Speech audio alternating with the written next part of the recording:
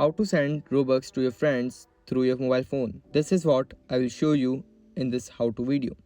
First, open your Roblox application and then you will see 3 dots on your bottom right.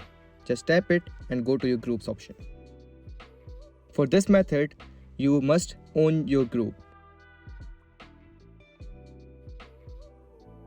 After coming into your group, click 3 dots and go to configure group. After coming into configuration, you will have to select revenue and then select payouts. After coming into payout, go to one-time payout and then just type the username of your friend.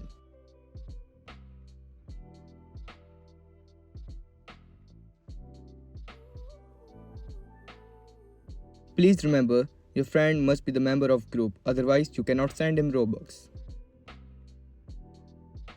Then just press OK and type the amount. Right now I am sending just 5 Robux to show you.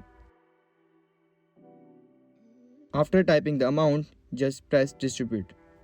After pressing distribute, you will get the notification and the Robux will be deducted from your account.